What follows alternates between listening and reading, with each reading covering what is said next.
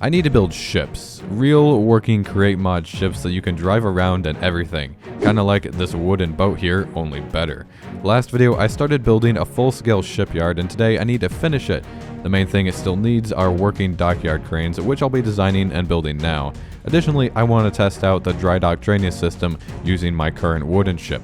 Yeah, so I ran out of materials at the end of the last video and had to stop it there because I ran out of time to finish recording. So we're gonna finish this now. This is the shipyard that I was actually building last time. To make it easier to get the remaining resources that I need, which the clipboard was lying to me about, I'm gonna go add some stuff to my manufacturer. I'm gonna go optimize some things and I'm gonna add a few new things to be produced, especially terracotta.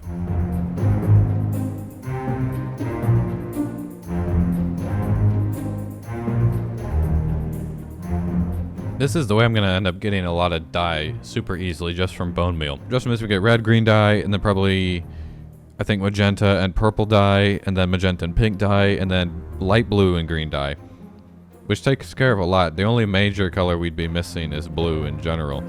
So it's tested and working. This thing down here is the replacement system for the nasty belt setup. It has one belt still, and that's for just random stuff that I throw on there that I want smelted. That's just not active at any given time. So what I'm trying to do right now is I'm trying to do clay, which is just you stick it into a packing thing with a press. And I'm trying to do calcite. Now, Cray added a calcite recipe recently, which is even easier than what I added, which is kind of funny. I added this. I was like, well, I want calcite automatically, but I guess we'll try to make it hard a little bit. It's like, no, we're just going to dump water over diorite, and now we have calcite. So, hey, I'm not going to complain. Oh, good. Look at that. It's doing what it's supposed to do. I siphoned coal off of here because this is the coal block maker, which is what gets turned into diamonds, and we hardly use diamonds, so it's kind of just staying there. By the way, not to flex or anything, but there's a stack of diamond blocks just sitting right here. I could just delete it, and it wouldn't really matter that much. This dye is actually more important. All right, we got calcite going in. That's pretty nice. It's going to count up to 16,000. We even have terracotta going in now, which is epic, although it's going to be a little bit slow. This thing is making the clay. This is making the diorite into calcite, and then it can turn it into bone meal again here. So we have two sources of bone meal, which means I can feel pretty good about using bone meal on flowers. I actually don't feel like investing the time into trying to get this automated properly right now. Let's make a lot of stuff. There's 3 stacks of bone meal in there, and we're gonna have a lot of dye for a little while. I guess it's time to give building a chance again. What do we think? 2,000 terracotta? I wonder if that's enough. I don't know. Let's grab it and find out.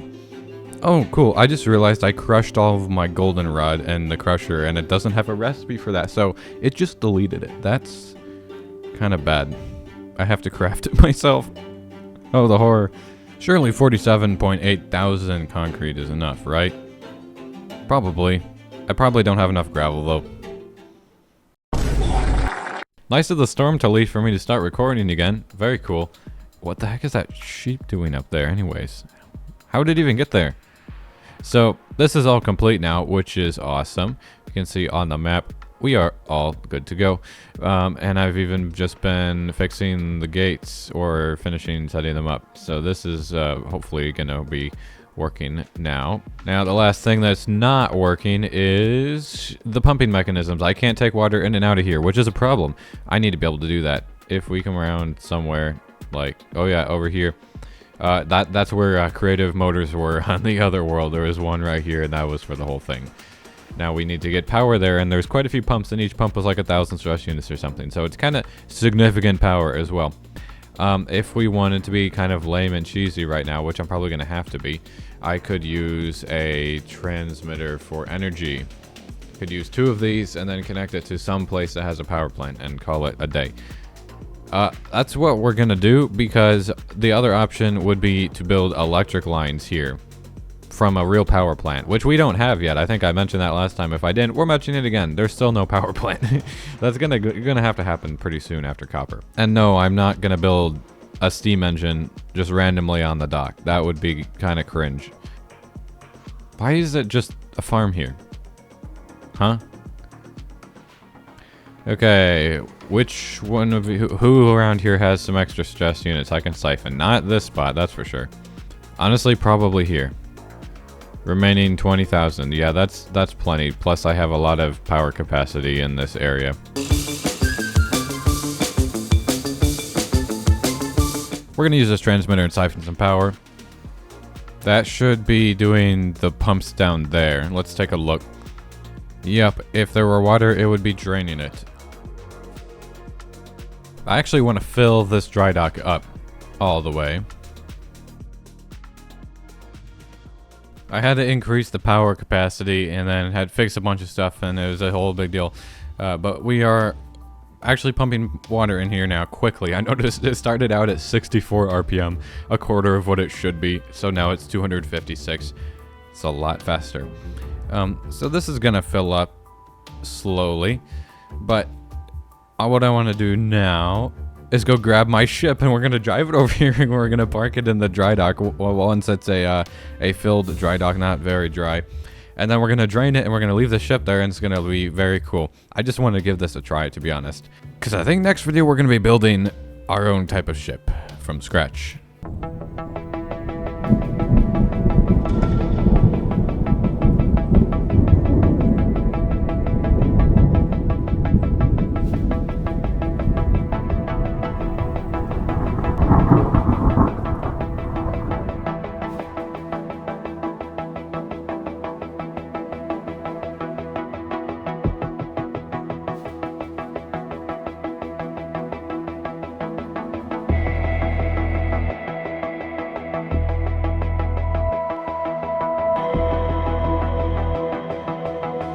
If you think this looks cool now, just wait until it's not a dinky little wooden boat.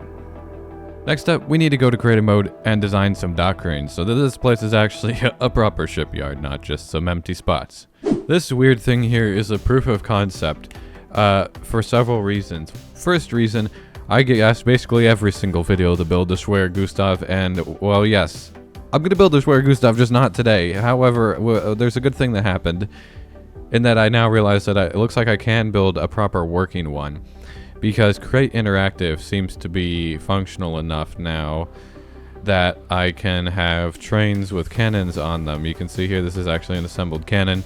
I can even do things like this. This is all on a train, by the way, and I can just add more blocks onto it. Basically, building the Schwer Gustav without that would be kind of lame, because you couldn't operate the cannon, you couldn't turn it at all. I don't actually know if it turns or not. I have to research that when I build that, not today. But it can do basically all the functional stuff now that it needs to. And the other thing is, well, the second reason is that's kind of how the dock cranes here need to work. We have to build 2 dock cranes. I was prepared to build them so you had to disassemble them to rotate them, but it doesn't look like we're gonna have to do that because this is a train and it's spinning. So mission accomplished. Somebody commented on the last video that I should build the giant crane, arch crane I think is even how it's referred to, that you find in real life over Newport News Dockyard 12 in the US, which apparently is one of the biggest or the biggest dockyard in the vicinity in the world, so I've seen. Who knows if that's actually accurate, but I went and looked it up, and yeah, it's got a gigantic crane over the whole thing. I didn't see an arch crane, so I don't know. Like, it didn't look like an arch. It just looked like a giant beam that basically went from there over to kind of the equivalent would be right on this side. And it was actually tall enough that you could fit other cranes under it, which was impressive.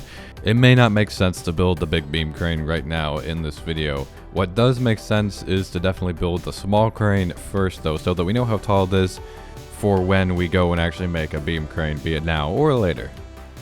Let's just make this go away. This silly thing.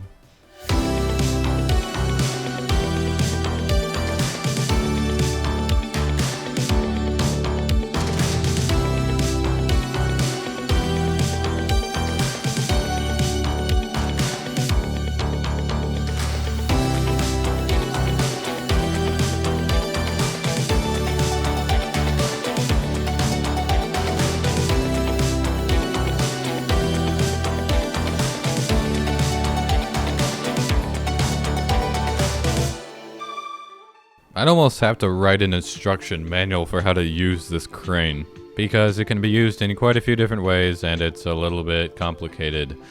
Good thing is I can actually put it into a schematic just fine and build it from a schematic fine, despite the fact that it is a Well, it can be a quasi-physics entity. See, the nice thing about create interact, at least I've discovered so far, is you can pretty easily turn something from, I guess, a like physics entity train into just a normal train. Because all it is you add a block here, you add this thing when you form the train, and then it becomes a special physics entity kind of train, I guess. And then you can also just remove it and then deform the train and reform it, and suddenly it's a normal train again. Right now, it is not a train at all, but it has all of its glue, because it still needs to have total glue like a normal train. Except for right here, because right here, we have a mechanical bearing. I can actually spin this around. Uh-oh. It left a couple blocks behind. I need to fix my glue. Alright, we'll leave it there. Yep, so you can spin it around, and that was just like a normal crate mod contraption, basically. But if we go in here, I can put water on these wheels, and that'll start powering that up, and that is what allows me to do several things. If I open this up, I can control that rope pulley right there. And I kind of noticed that, like right now, the rope pulley should work with everything else in the world, because this thing is not a train, nor is it a weird create interactive physics entity. But if you were to, you can run the rope when it's a create interact entity, but then it doesn't really interact with stuff that's not an interact entity, so that's an issue. Not really one that I think I can fix, but I also made it so that it spins the flywheels around, which is kind of cool. It's just a cosmetic thing. It does it up there, it does it there, and it even will spin stuff here, you can see. This is the control section, by the way. That's just so I can put the controller there, and then we have train controls for when it's actually a train, which it's not. So that's basically how it works as a train. Now, if you were to turn it into a train, you'd want to get rid of all the water for obvious reasons. The water does not go with it in as a train form. And that includes, if you're turning it into an interactive train, don't include the water, because it still won't work. There is a way around that, though, once you have it an interactive thing. Me, right now, I'm just going to... Okay. Let's make a new train, and we'll assemble it into a train. It's not an interactive train, it's a regular train now. But that still means that I can go here, and yes, I can drive. Oh, there we go, it finally started driving. Why is it that I can move it backward and I can't move it forward? I'm holding down forward and it's not doing anything. Now what's the problem? Spacebar moving it up to the station works just fine. And yeah, it's moving the entire thing with it. And you can control it from up there. Not that I can move it forward right now. I have to find out why it's doing that. So if we disassemble the train, and you add one of these here, and you add one of them up here, make sure it's in the glue, otherwise it won't work. And then you assemble the train. It might take a second longer, but apparently if you don't mind having a non-existent tick rate, you have a train that you can interact with, which means if you wanted to, you could add water here. And it will start that up. And now this water is part of the train. The water will move with the train. Let me try to explain this succinctly. So basically, when it's not a train, it's got all the glue that a normal train has. You turn it into a create interactive train using that glue, and it just assembles and it moves around like a train. The difference is you can then add more glue onto it when it's a train. It's kind of weird. It's like glue inception, I guess. And the glue inception is what actually causes it to be able to spin around everything glued together while it's a create interactive entity. The problem is when you disassemble it from a create interactive entity, if you added extra glue on top of the already normal train glue, that extra glue gets cleared, and that's what happened here. Meaning, if you don't leave it always as a create interactive train, then each time you disassemble it and reassemble it, you would have to add glue to the whole spinning crane part of it every single time to make it function, which is why just one block was spinning, not the whole thing. Kind of annoying. It's more functional than it was in the past, but this is a lot of why I have held off on using interactive and doing this kind of stuff in general. Weirdly, the trains seem to work worse than just straight up physics entities like the tank. Dealing with the train and all the glue, I think it's because of the gluing mechanic, the way that works. It's not like a tank where you just build off of it and it's like, cool, anything you built off of it, we just know it's the physics entity. I think my professional opinion is that yes, you can move around the dock cranes, but under no circumstances should you actually move around the dock cranes.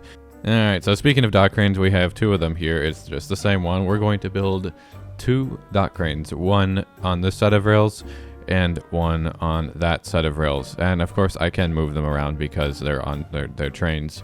So we could move it basically from here to here, and then even over here conceivably. I don't know if it would run into stuff or not. Probably not. Also, I'm going to drain that in a time lapse because I think it will look cool if we can get that. And we'll just do that while we're building this. So let's place down a schematic. That seems like as good a spot as any. So let's do the other one. Not that it's very important where they go right now. I'm just building them, but they obviously can be moved around. So I'm going to get a material checklist, and hopefully we get an accurate list. This is actually going to take a lot of iron. Loco metal is expensive because it's just basically iron blocks.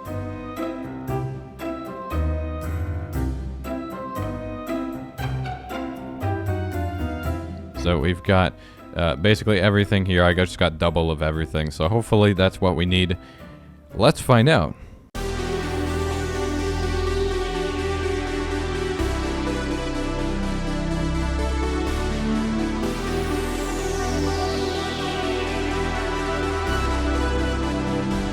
I'd like to mention that my ship is floating.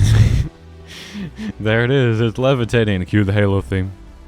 And so we've got 2 of these dock cranes now. And as far as the other type of dock crane, the big one over drydock 12, that one is actually doesn't really make a lot of sense to put here because this is built large enough for battleships, even the largest battleships. So it's really long, but not particularly wide. And that massive drydock crane is over a drydock that is building aircraft carriers, which are a lot bigger than battleships. And if we for some reason are able to build, if the performance is good enough to build an aircraft carrier at some point, I will need a much larger drydock than even what we have here, and I would put that over here somewhere.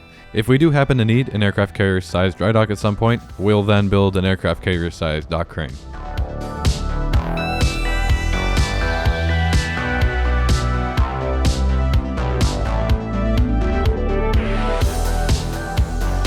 Well, movable dock cranes or not, we are ready to build our first ship here at the shipyard, which is going to be done in the next video.